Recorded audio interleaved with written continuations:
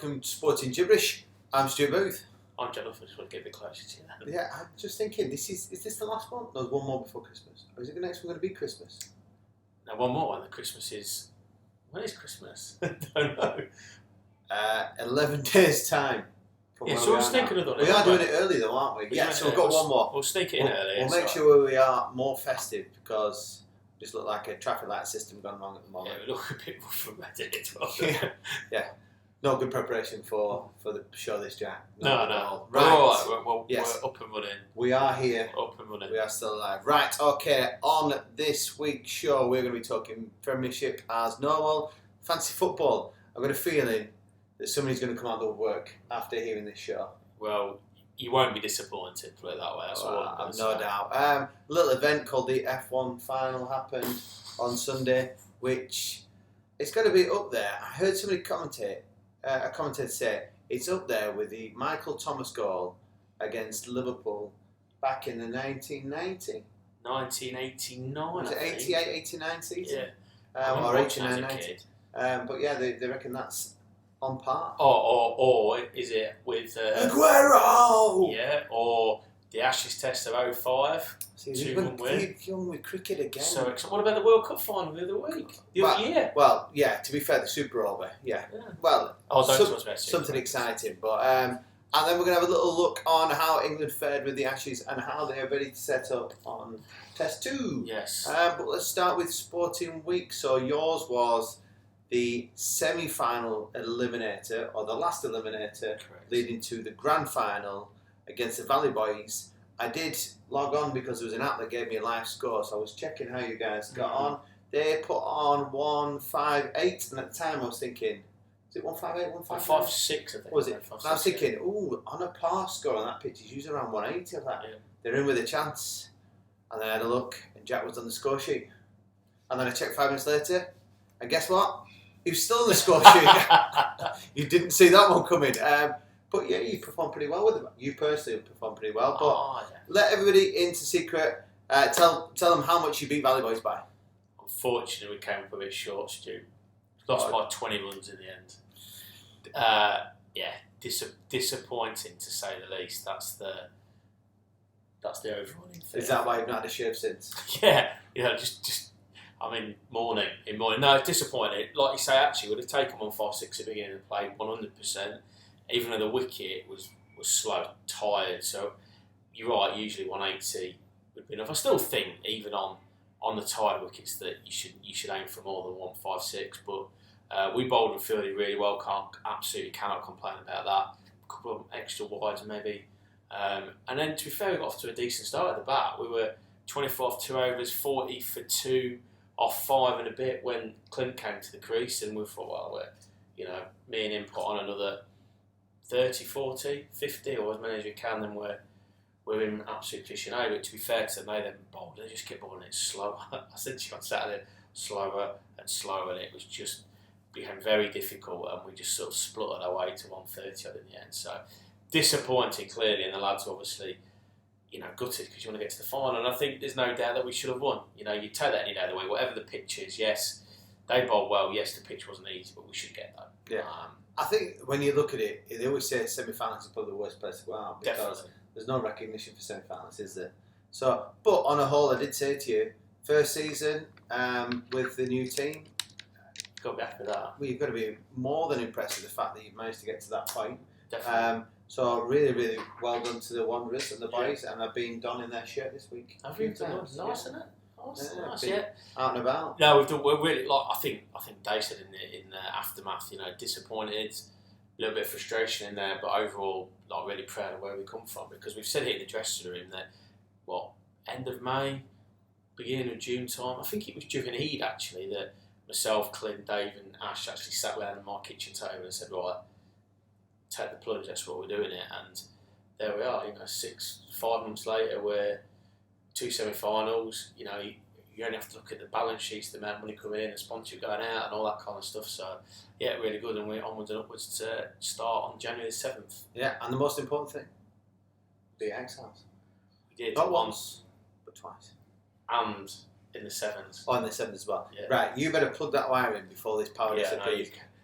He's like fiddling about with his weight. He said we were going to record outside, in all honesty, and then he realised that we were only 7% of power, and then he forgets to plug it in as we start recording. Yeah, no. We're all right now. You're back. He's back. Okay. Yeah, so anyway, very good. And it's really good to have all the support actually from other members and friends and family around, so we're onwards and upwards. Mate. So we'll wait on for the 7th and see what happens then. See what goes. What about yourself? Have you been? No, I currently it's in a weird position. So we've had no training, no football this week. Instead, I have been hitting it hard in Radisson Red, JLT McGettigans, High Five.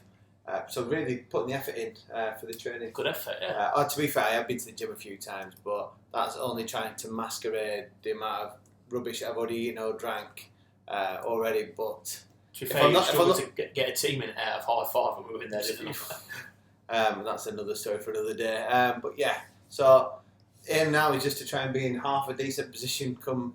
I think they're going to put a training session on in between Christmas and New Year, and then we've got a week where I think they'll get a friendly in, and then we'll start back up. So we've only got 3 weeks without a game, and then we're back into the fold. So yeah, nothing much. We've just got a visitor at the moment, haven't we? You have, yeah. Yes. So my mate Mick, your mate Mick, from back home, aka the Fossil, arrived on Friday morning. Took us to brunch. We went out for a few on Saturday to watch a few football games. Very good. What was he doing buying that cocktail halfway through the Liverpool game? He just got a bit giddy, didn't he? Can you not remember, can you? Yeah, it was a great cocktail. You would have had a really good night, huh? Definitely.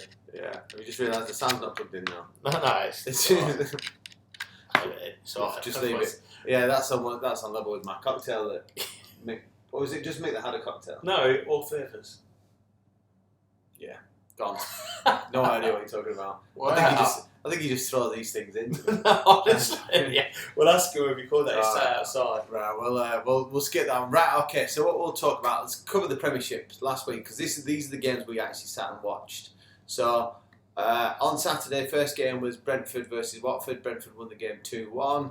That was like the late night. Sorry, it was the Friday night. Friday night game. So we didn't see any of that, but great result for Brentford considering Tony's out at the moment. Kinder popped up with a goal at the end. Kinder Bueno. Yeah, so good result for him. Then we watched City Wolves. It wasn't the most entertaining games. No. Wolves kind of sat in and silly, wasn't it, from Jimenez as well? Yeah, and it just to get booked for a petulant foul and an even more petulant act straight after it to get your second yellow. Just not forgiving. And I think you can see by the manager's reaction where he's giving him a high five and he's giving like a slap on the back type of thing. It's like, what have you done? He knew as well. If you look back at the footage, as soon as he's put his foot out for that, stop that free kick, he knew straight away. It's not even a reaction though. It's like he's done it. He's blocked it on purpose. Just crackers. But it wasn't a penalty. It reminded me of the penalty in the Champions League final 2019. No, we didn't rely on the penalty anyway. We scored 2 past you. It hit his underneath his armpit, which I can't work out. Even if it's underneath his armpit and then ricochets off his elbow on the way out, it's not a penalty. Still no penalty, no. If anything, the Kilman one where he leans in 100%. with his arm, I think that touches his sleeve. Yeah. So I think Wolves will probably be a little bit disappointed, but I think on a whole, City probably deserved to win the game. And when you lose your best striker and you're leaving Adam Traore up top, and he's just not got anything about him to play as a striker. He needs somebody flicking the ball onto him to run onto. Exactly. I felt a little bit for the Wolves defender. I thought Connor Cody was outstanding again. I thought Kilman played well. Yeah. Well, then you all did when you. That about the clash of heads, that was a nasty. Oh, can you remember that? Yeah, I remember that one. But yeah, we not even drank then. But yeah, disappointing. I think game for us to watch. We were really excited about that. And then the 3 o'clocks was Arsenal 3, Southampton 0. Southampton a bit unfortunate to start with. Played relatively well from the highlights I've seen. Arsenal probably scored the goal of the day with the football. They finally managed to ping a few passes together. Great goal. Like I said, finishing it off. I hate to say it, it's probably as good a team goal as I've seen this season. Oh yeah. We actually had the football's phenomenal. Yeah. And then we had Chelsea beating Leeds with a last-minute penalty. Stupid challenge. Yeah. Really did not need to. If you've got the guy in front of you, why are you trying to get to the ball when he's just looking to get any type of touch? I'm still not convinced Leeds are completely out of the trouble zone. I've got to be honest. I don't think they're completely out of But it. Bamford's gone again, hasn't he? Yeah, well, he did that when he scored that goal, didn't he? They said that he's injured himself in the celebration. Yeah, he did. You saw him. I think it was his hamstring that he clenched as he ran off. And yeah, I mean, and that's the thing, though, isn't it? I mean, he had a good season last year and a good 2 seasons previously at the Championship. But if it's like, oh my goodness, Bamford's out again, it probably shows where they're at. In my opinion, Yeah. they're gonna have. I think they're gonna have to go by, aren't they? If they can. Yeah. Because I think they'll stay up. Rodri's not done anything for them. No. And the other person I'm quite disappointed with, who I thought was a really good signing, is Harrison. Yeah. And he's just not got to the levels as he did last year. So No. they're not out of the woods, let me tell you. No. And then the game we watched, Liverpool versus Villa. Liverpool quite comfortable. I was reading different forums and they were saying, "Oh, Steven Gerrard's come back and done a masterclass at Liverpool." I was like, he didn't. He just kind of clustered all his players in and just made them hard to break down. And you can understand now. You can see why Villa have stopped conceding goals and look a little bit more sure. But there was only about one winner in that game. Villa didn't really offer anything. No, I mean they played some nice football at times, but it wasn't particularly penetrating or anything like that, was it? There was a bit of a moment, I can't really remember, it was before after Liverpool scored, where they looked like they might offer a little bit more, but ultimately, for Liverpool were comfortable. And then Norwich 0, Man United 1, and albeit it's 3 points for United, but very disappointing performance. Not really offering anything, and I think Gary Neville said it, is that if they played anybody else other than Norwich, they could have lost that game. Yeah, they weren't good at all, were they? No. And I did read today that, I don't know how true it is, but I did read today, and this might some old Ralph up, I don't know, that apparently Phil Jones has asked to play for the under-23s. I don't know when, because obviously they've got a COVID issue, haven't they? Because the manager's had him in and he's been impressed with him in training. So he's been on the bench the last 2 games. Phil Jones wants to actually play a competitive game because they reckon that he could be back in the fold. How many years has it been? He's literally just been stealing the Liverpool for the last few years. He was minging at Blackburn. Yeah. He was minging then. It was one of those ones of Fergie time, what he did for a long period. Every now and again, there's somebody half decent come up, he just went and got them, didn't he? Yeah. In case they were going to go. He did that with Louis Saha. It wasn't him to it, he did it 3-4 times. Well, Jones had a good season. Was it with Dunn, the other centre back? Richard Dunn. No, not Richard Dunn. There was a dark-haired guy that they both had a really good season at Blackburn. And Liverpool looking at the Delaney, other one. not Delaney. No, I'm sure it was Dunn. And both had a decent season for Blackburn. Jones got swallowed up by United and Liverpool didn't end up. And I'm pretty sure Dunn might have gone to Crystal Palace or somebody. Dark-haired fella. I'll have to have a look. But yeah, off a half a decent good season. And then on Sunday we had Burnley 0, West Ham 0, which I called correctly. Yeah. I did a little bit of a punt on this one. I said it'd be a draw for that game. Leicester win, Crystal Palace win. Yeah. So talk me out of it. I tell you, I think 2 players stood out. My old man will be happy because Tielemans was back for Leicester. Yeah. He really rates him, and he's a good player, isn't he? Yeah. It's just another one that got away. Spurs were before he went to Leicester. Spurs were in for him and didn't get it over the line. And then Conor Gallagher looks a different class at the moment. It was a masterclass, but I was reading about him the other day. Obviously, he's a Chelsea boy. Yeah. So, does he go back to Chelsea, or does that probably limit his ability to carry on progressing? Does he need to be brave now and just go, right, you know what I need to do is get out from underneath Chelsea, go and get myself a mid-table Premiership team, get myself playing regularly week in, week out, and then in 2 years' time, look to step into the top 3, top 4 teams? Do you know what? I think that's what I'll be doing. I hope he does that because a couple of reasons, really. Firstly, he's obviously got into the England squad, didn't he, the last lot of internationals because of injury out in the 21. So shows at Southgate, and we know Southgate doesn't necessarily, no matter who you play for, if you're playing well, he thinks you're going to play. So mid-table, lower league side, not an issue in that regard. And also, look at, and I know slightly different reasons, look at Mo Salah, look at De Bruyne, who were both at Chelsea, and I know people might go, yeah, that wasn't a Mourinho effect. Whatever it was, they were very young, similar sort of age, weren't playing regularly, questioning whether they were good enough. They went elsewhere, and look at them now. Yeah. So for me, Conor Gallagher, get a full-time move to Palace. Well, not many players to better manage to play under if you're a midfield player than Vieira is at the end of the day. Vieira is unbelievable. And he's a proper midfield player, isn't he? Oh, he was box to box, bit physical. Lampardish. Oh, you mean Conor Gallagher? Yeah, sorry. Vieira. Yeah, he's. I wouldn't say Lampard as in, but he can score. Yeah, I mean, he gets it. I'd say he has a little bit more creativity. Potentially. I mean, I was thinking... Lampard was just kind of... He would just... Timings and runs was perfect, and then would end up on the end of a ball and then score. Gallagher has a little bit more about him. I tell you what, he started to do this, and he started to leave it behind, I think, because the game was catching up with him. He throws himself about a bit too much. So when people come in, he chucks himself on the floor, like trying to play out to get fouls. Because I think that led to Everton's goal. The ball got played into him, and I think somebody pressed him, and they won the ball, and he threw himself down like he'd been shot. Yeah. And then Everton opened them up and went and scored. But outstanding performance and a real talent there. It's something that Spurs are after, very much like in the Eriksen mould, probably a bit more physical than Eriksen actually. It's that kind of player that we're missing 100%. Yeah. But he won't go to Spurs from Chelsea. We're very much down there. It wouldn't be the worst move, but then if you're for him as a player, Newcastle, they're going to go down. No, they won't. Have you seen the league table? They're only a couple of points out of relegation. Oh, they'll invest this January, and we were talking about this. This is an interesting conversation. So we were looking at centre halves that they could go and pick up.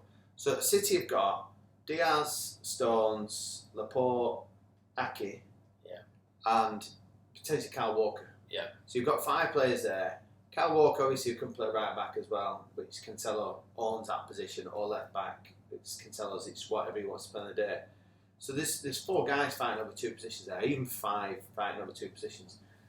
There's not the worst, and Eddie Howe's got links with Ake. Yeah. We could just go back and say, why don't we just take Ake for the rest of the season on loan? Ake gets some game time, or even John Stones,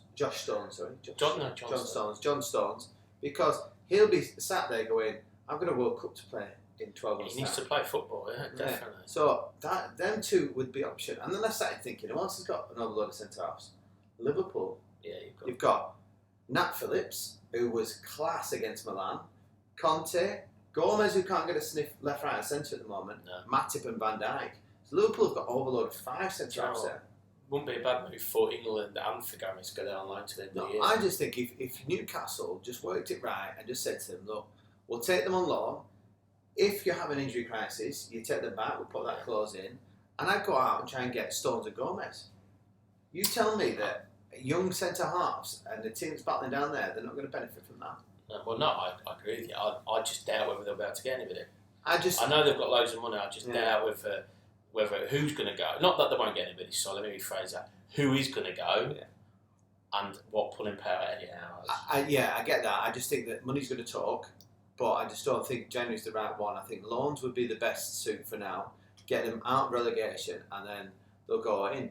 Like, look at Ronaldo's not really getting game time at PSG. No. So you could go and test the waters over there. Because you're not coming from Newcastle. Ronaldo was Newcastle, Liverpool, now PSG. Yeah. So he could end up going back there. Yeah. But there's plenty of talent around. Yeah, there must be. Yeah, definitely. I mean, it's a bit. When it comes to January, you're going to pay over the odds for average players, aren't you? Yeah, I'd simply just. I think Dele Alli could end up there because Spurs this week. Spurs haven't come out and said it, but the rumour is that they're going to allow him to go out on loan or move to get regular football. So, what a better place to go there, play up there? Because I mean, if all of a sudden Dele went there on loan, scored 3 goals in his first 3 games, which he's more of a capable of doing, he'd be a hero, wouldn't he? Yeah, I would. I have a little bit of soft spot for him. I'd like him to end up at Liverpool, Because he's a good player. That's what he's a good player. You're a football man. He's a good player. And I think what would happen is he would thrive in the club. Yeah. He needs that love, doesn't he? He needs somebody around him, giving him cuddles all the time. He doesn't respond well to disciplinarians. No. Because Poch is probably from the same ilk as Klopp, isn't he? In that, like I say, arm round, certainly publicly anyway. Whereas Mourinho and Conte probably the opposite. Yeah. Anyway, we'll see. But so watch this space. Yeah, interesting. Let's go with Ashes next. All right. Ashes. So England. Well, when we recorded last week, we'd had a good day, weren't we? We were 2-2-2 for 2. Yeah, we were waiting to see how if they could hold out. And if you remember, I said the first day was absolutely crucial. Yeah. So it was 10 hours before the second new ball. Well, the game was about done before that. We lost 8 wickets for 70 runs. Wow, and set Australia 20 to win. But that was difficult. Well, they lost the wicket. Did they? I was going to say, would you go out, if you're Australia, you need 20, would you say, right, let's get it done in first over? Well, and just said to the boys, just go and whack it. The problem is, they were all ironing into nothing, but I feel for them batters because actually Warner didn't open the batting because he's got bruised ribs from when he got hit, so they don't know whether he's going to be fit for this next test match. So they had to find another opener, and the debutant Carey put his hand up and opened and ended up getting 9 nicked off, so no win.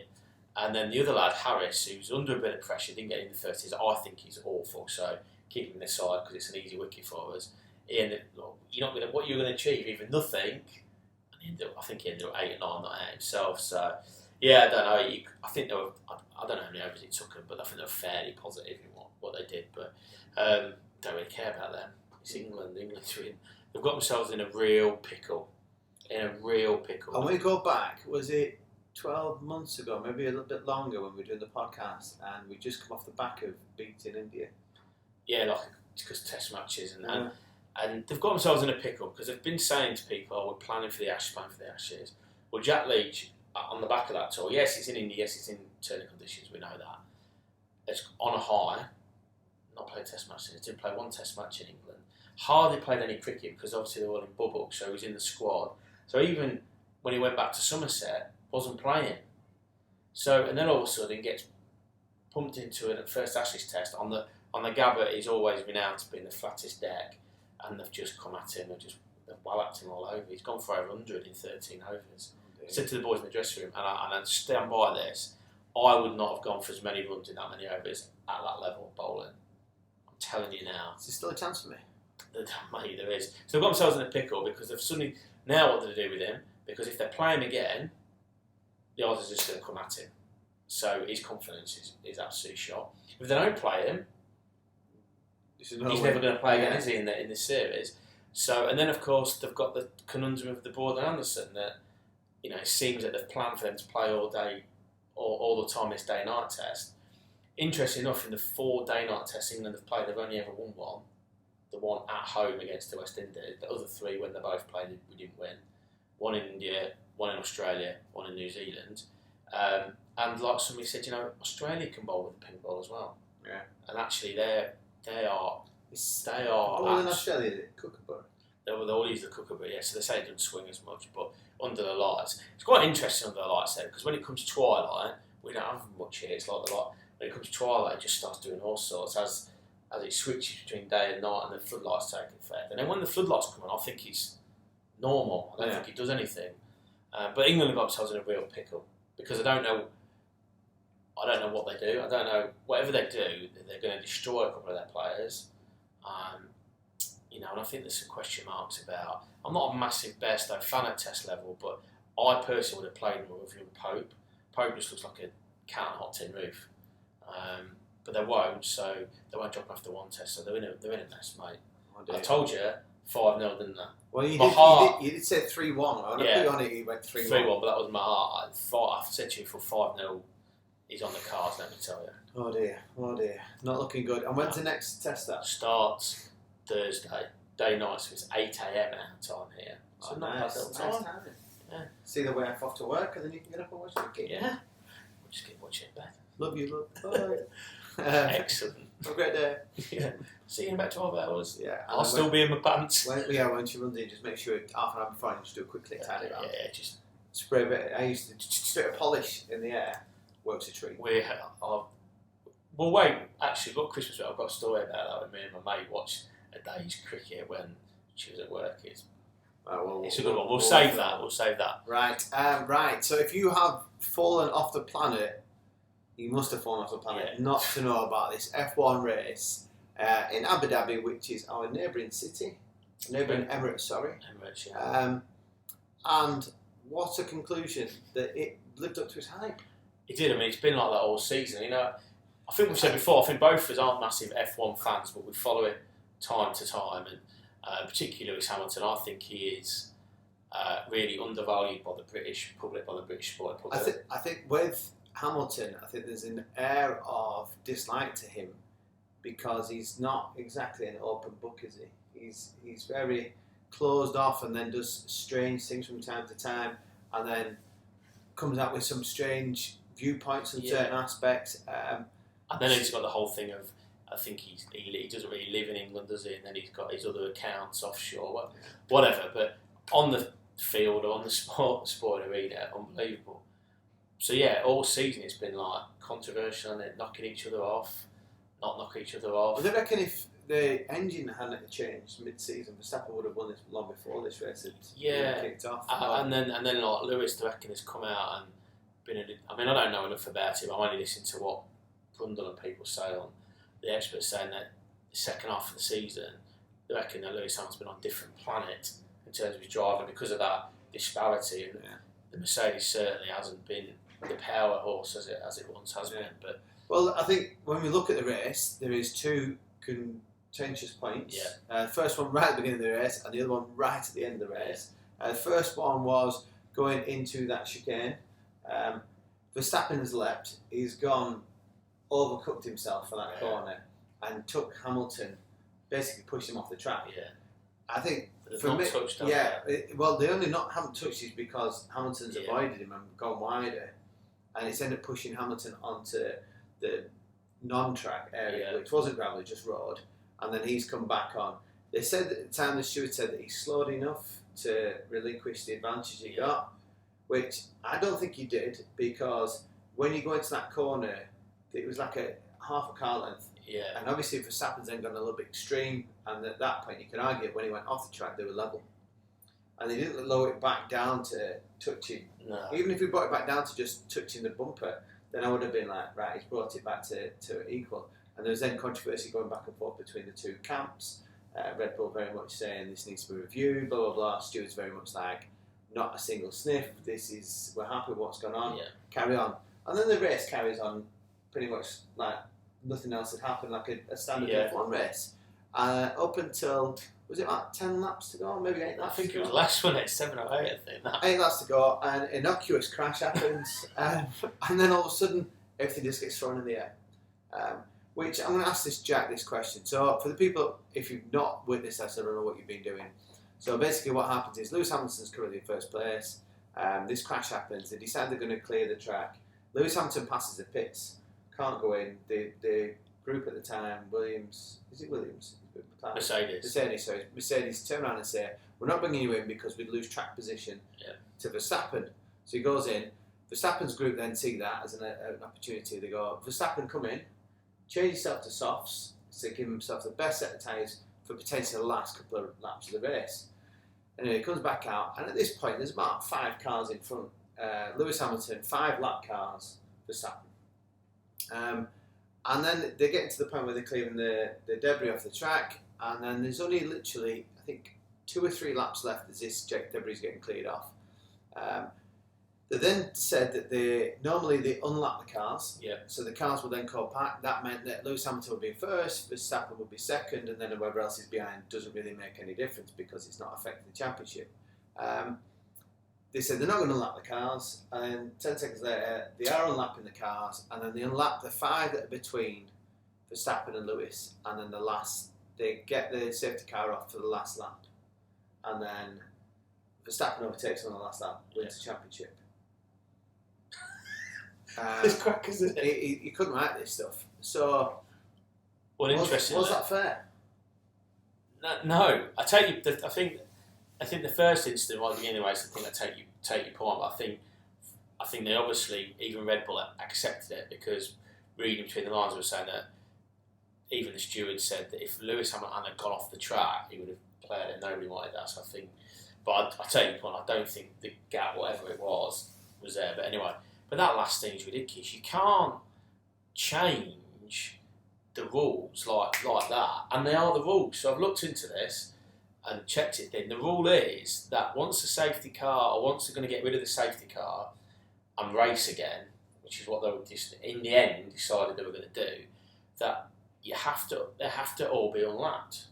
So the 5 cars, like I said, are unlapped with the ones between them. Fine, not a problem. But there's I think it's 3 more, or maybe 4, 3 more who are behind Verstappen, who also need to be unlapped. But the race director says, go. So how is that? It's farcical. I think it's farcical. And talk about writing a script, you mentioned it there. Well, there's a rumour, isn't there, that they did write that script ready for their Drive to Survive series because they wanted. I don't know. I just think that we've seen it. We've seen a bit of technology faux pas all week with the Ashes. They never had any technology at one point. The Champions League draw went awry. VAR was disastrous again, and then all of a sudden, I mean, it wasn't human error. This was sort of human error. I just can't say how that's fair. And obviously they've protested, haven't they? They've been thrown out, and I think they've got 96 hours to lodge the complaint. But they can't go to the sport of arbitration. So you've got to be sat there wondering, is it even worth it? Because they're not going to win, are they? I don't even know why they're complaining. I'm completely opposite to you. I think if you look back, because I checked through this, you check the ruling. I checked what they've been doing all season, and they've been doing that all season. Is unlapping cars.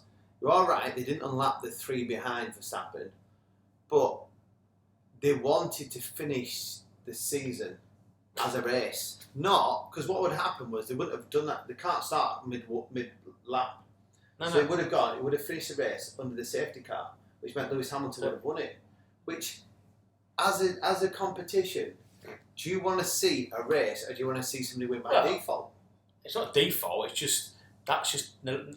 that's like if you end up winning a test match because it rained for 3 days. That's how it is. Well, I'll tell you what, when it's in May, Liverpool and Man City, last game of the season, Liverpool winning 4-0, alright, going to win the championship, going to win the league. Do you know what? This is boring. Next goal wins. That's not like that at all. They've done this all season, so all the way through the season, if anything ever happens, I get that point. I think Lewis Hamilton was 22 seconds up on him. Yeah. So he's going to be annoyed the fact that he was so far ahead, and if that crash hadn't have happened, the crash was unfortunate. But that is part and parcel of the race. At no point in football do they ever just go next goal winner, unless you're playing outside on the courts with jumpers for goalposts. It never happened. So it's just part and parcel of excitement. What Lewis Hamilton should have done is defended his drive better, and what he's done, he's left a gap for him. And then he's exploited that gap. And unfortunately, I would have preferred to have seen them race the last lap than for it to be finished under the safety car. And I think that's what the guys have sat there and just gone, you know what, we can either let this continue and muddle through, and everybody's going to be like, how deflating is that? How much of a waste of time was that race because we finished under the safety car? Now, we had an exciting last lap where everybody's glued to television, loving it, and then it's created controversy, but it's created talking points, and everybody now will be sitting there going, right, what's going on with it? And they'll be like, brilliant, we're going to watch Netflix, all those Drive to Survive series are coming in. You know what, I think maybe not the right outcome for Lewis Hamilton, and all his hand up, he was very dignified, very losing, good, very good, yeah, took it correctly, because I watched him more than anything else after it finished, because he didn't pull his car up into the same area, he took himself away, he went to a different section, he got himself away, took him some time, composed himself, and then came out and congratulated Max Verstappen, which is, I always talk to the kids at school about winning well and losing well, and that was a correct way to lose, even though he probably is sitting there. And you know what? There's an element of frustration that he's got to his team as well. They didn't bring him in to change his tyres. At any point. He clearly says that on the radio. Why have you not brought me in? And they've said, we would have lost position. He said that early, didn't he, though? That he was actually... Yeah, but then at that point, he actually says, why didn't you bring him in? They say, we'd have lost track position. Yeah. So in hindsight, if they'd gone through that route, Verstappen would have been on the worst tyres. Lewis would have been on the soft tyres. And then it would have been Lewis chasing Verstappen down. And Lewis Hamilton had been the fastest driver that day. But they've probably just gone, we'll lap all 8 cars, so we can't finish with the safety car. Well, there's that risk, but I think the race drivers did the right thing by saying, let's finish the season with a race. I don't disagree with the fact that it's better to finish it the proper race, but rules are rules. Yeah. Anyway, you guys out there, I'm just going to hit him in a minute. What next goal winner? What a ridiculous comment. Right, so we'll finish with fantasy football. This is almost as ridiculous as that race. Out of nowhere, your mate Henry Grant has just gone and pulled out 99 points. Yeah, 99 points. And guess what? I know for him for... Well, you wouldn't do. We're still waiting for the picture of the Tottenham and Liverpool shirt. So you can have your voucher. He claims he's going to come out on holidays. You can have your voucher when you come out if we have that picture of you in the Spurs Liverpool shirt. Yeah, it's definitely odd. But yeah, for you guys, unfortunately, we've got to record this early because I'm about to travel. And I can't even warn you that it's fancy football night to get your teams done. Because by the time we get this, it would have done enough. So if you've not got your teams done, unlucky. Yeah, but unfortunately, COVID struck again, hasn't it? So we've lost a few fixtures. But it's a bit concerning, isn't it? Yeah, guys, keep an eye out for coming up fixtures because at the end of the day, Jack. What do we know?